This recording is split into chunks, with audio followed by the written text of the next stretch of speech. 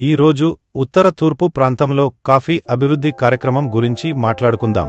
ఈ పథకం గిరిజన కాఫీ రైతులు కాఫీ సాగును మెరుగుపరచడానికి మరియు సేంద్రియ వ్యవసాయం, నాణ్యమైన ఉత్పత్తి ద్వారా ఎక్కువ సంపాదించడానికి సహాయపడుతుంది.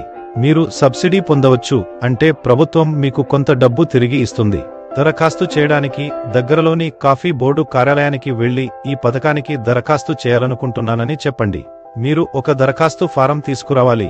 ఇది నమూనా PDF నుండి ముద్రించవచ్చు. దానిని పూరించి సమర్పించాలి. ఫారం భూమి యజమాని అయిన నమోదు చేయబడిన రైతు పేరులో ఉండాలి.